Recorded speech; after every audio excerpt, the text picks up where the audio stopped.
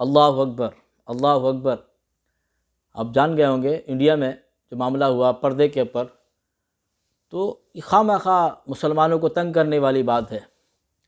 آج ہم ان رہنماؤں کو یاد کریں جنہوں نے کہا تھا پاکستان بناؤ۔ آج اگر خدا نخواستہ پاکستان نہیں بنتا تو کیا حال ہوتا ہمارا، ہم بھی پریشان ہوتے۔ تو علامہ اقبال، ڈاکٹر اقبال نے کیا کہا تھا؟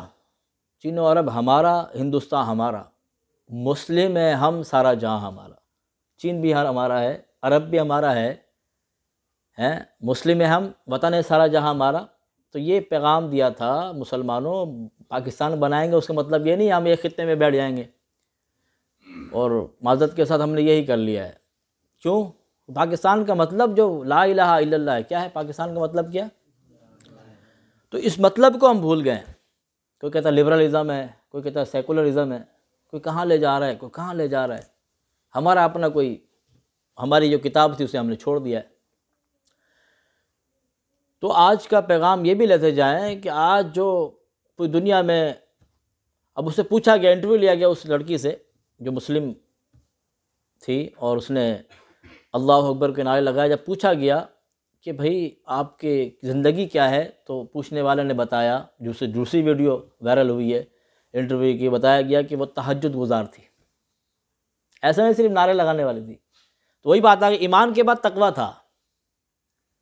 وہ جو سیڑھی بہ سیڑھی قرآن نے بتائی ہے، ایمان ہو، تقویٰ ہو، پھر وسیلہ ہو، نمازوں کا ہو، اللہ والوں کا ہو، اس کے بعد مجاہدہ ہو، جہاد ہو، چاہے کفر کے خلاف جہاد ہو، نفس کے خلاف جہاد ہو، پھر کامیاب ہو جاتا ہے انسان۔ تو اسی طریقے سے آپ تاریخ کا مطالعہ کریں۔ اس پر میں آپ کو کتاب کا نام دوں، ایک مختصر سی کتاب ہے لیکن بڑی زبردست لکھی ہے، کہ علامہ ادریس رضوی صاحب نے، کہ عالمی برادری کا وحشت ناک معاشرہ، اس کو آپ سرچ کریں، دیکھیں۔ اس پر اس حوالے سے جو ابھی انڈیا میں ہوا ہے اس حوالے سے بات کو ملاتا جاؤں، سمجھاؤں آپ کو۔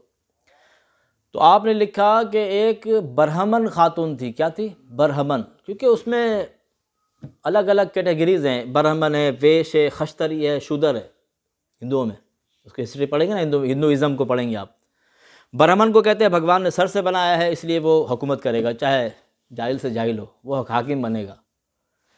ویش کو بھگوان نے بازو سے بنایا ہے، وہ جنگ کرے گا اگرچہ بزدل ہو، یہ ان کی سوچ۔ خشتری کیا ہے؟ اس کو پیٹ سے بنایا ہے، وہ سب کے لیے کمائے گا۔ آخری شودر ہے، وہ بیچارہ رل گیا، وہ خدمت کرے گا۔ اگر شودر کا اور برہمن کا پھٹا ہو گیا تو شودر کی خیر نہیں ہے، اگرچہ وہ حق پر ہو۔ تو یہ ان کے ایک کیٹیگریز بنائی گئی ہیں۔ تو برہمن خاتون کے بارے میں آیا نا، اس میں لکھا علامہ صاحب نے، علامہ ادریس صاحب نے، ان کے جو کالم تھے انہیں میں سے، ان کے میگزین میں سے یہ عنوان چھپا باقاعدہ حوالے کے ساتھ، میرے پاس موجود ہے کتاب۔ انشاءاللہ وہ PDF میں بھی مجھے ملے گی تو میں گروپ میں، جو ہمارا واٹس ایپ گروپ ہے اس میں بھیجوں گا تاکہ آپ مطالعہ کریں۔ اس میں سے ایک بات کر کے آگے نکلتا ہوں۔ یہ برہمن خاتون کو جب اس نے ماسٹر کیا نا، اس کو ایک عنوان پر لکھنے کا موقع ملا، اس کو عنوان ملا کہ عورتوں کو حقوق کون دیتا ہے صحیح؟ یعنی تمام ادیان، چاہے وہ ہندوازم ہو، مسلم ہوں، سکھ ہوں، عیسائی ہوں، یہودی ہوں، سب کے کتب کا مطالعہ کرو اور بتاؤ کہ مسلمانوں، یعنی کہ عورت کو حقوق کون دیتا ہے صحیح معنوں میں۔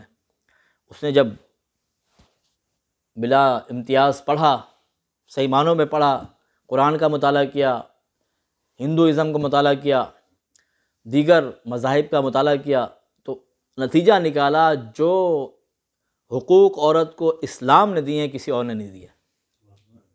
اب جب یہ لکھنا تھا، پتہ ہے آپ کو شدت پسند ہندو، انہوں نے پھر اس کا، حالانکہ اچھا عنوان لکھا تھا، اس کے جو سند تھی اس کو روک لیا۔ اب اللہ کی مدد کیسے آئی؟ پورا اس میں کالم لکھا ہے آپ نے، علامہ صاحب نے فرمایا کہ اللہ کی مدد ایک ایسی آئی کہ ایک سند نہیں بلکہ 2 سندیں ملی اسے۔ کتنی؟ 2 سندیں۔ ایک ایمان کی سند، کلمہ پڑھ کے اسلام میں داخل ہو گئی۔ دوسرا یہ اللہ تعالیٰ چاہتا ہے کیسے ہوتا ہے، اس کی کئی مثالیں ہیں۔ ایک مثال دے کر یہ بات سمجھاؤں آپ کو، آپ کے ذہن میں بات آئی ہندوازم نہیں چاہ رہا، کیسے مل گئی؟ اللہ چاہتا ہے تو موسیٰ علیہ السلام کی پرورش فرعون کے گھر میں ہوتی ہے،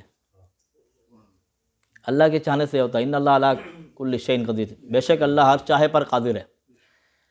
تو اللہ چاہتا ہے تو پاکستان بھی بنتا ہے۔ لوگوں نے سمجھ پتہ نہیں کیسے لوگ اٹھ گئے، علماء اٹھ گئے، کیسے بنے گا؟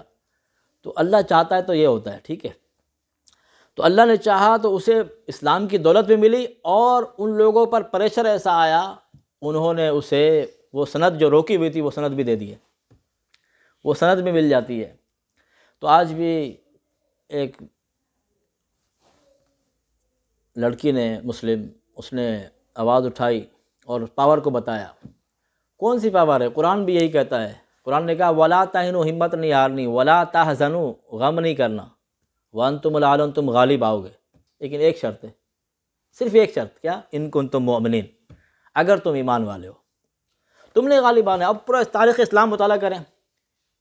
غزوہ بدر کتنے تھے بھائی مسلمان؟ 313۔ کتنے تھے؟ وہ 1000 کا لشکر تھا، کون کامیاب ہوا؟ بولے بھائی، مسلمان۔ غزوہ احد مسلمان کتنے تھے؟ مسلمان تھے 1000۔ کتنے؟ کفار 3000۔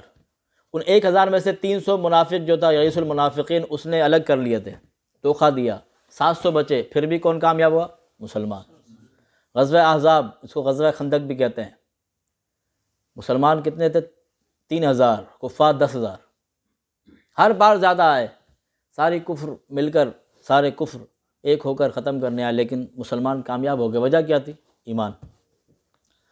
تو آج بھی ہم اپنے ان جو مسلمان بھائی ہیں جو ہندوستان میں ہیں، انہیں بھی یہ پیغام دیں گے، اسلام پر ڈٹے رہیں، انشاءاللہ کامیابی انہیں ملے گی۔ کشمیر کے مسلمان بھائی بھی، انہیں بھی یہ پیغام ہے، اور پاکستان کے جو مسلمان بھائی ہیں انہیں معذرت کے ساتھ یہ پیغام ہے کہ ہمیں جو دیا گیا، چلو بھائی مولویوں کی بات نہ سنو، ڈاکٹر اقبال کی بات تو سنو۔ آپ نے کیا کی محمد سے وفا تو نے، تو ہم تیرے ہیں، یہ جہاں چیز ہے کیا لوح قلم تیرے ہیں۔ بچے بڑے سب کو یاد ہے، لیکن اس کا مطلب سمجھا ہے آپ نے کہا، ڈاکٹر صاحب نے کہا نبی سے وفا کرنی ہے، کبھی نبی سے غداری نہیں کرنا، ٹھیک ہے؟ کیا ہوگا پھر؟ لوح و قلم، لوح تختی بھی تمہاری ہے، قلم بھی تمہاری، تمہاری زندگی کے فیصلے پھر باہر نہیں ہوں گے، تم خود فیصلہ کرو گے۔ تاریخ اٹھا کے دیکھیں، یہ تو 100 سال پورے ہونے والے ہیں ہمارے زوال کو، انشاءاللہ امید ہے کہ ہمارا عروج بھی آئے گا، تو اس کے لیے کوشش کرنی ہے۔ چلو آگے نکل، کم سے کم یہ 5-6 فٹ کی باڈی پر کوشش کریں، اسی کے لیے ہم بیٹھے ہیں، یہ کہ ہم میں سے سب نمازی بن جائیں، ہم میں سے سب قرآن پڑھنے والے بن جائیں۔ اتنی بات کر کے آگے چلتے ہیں۔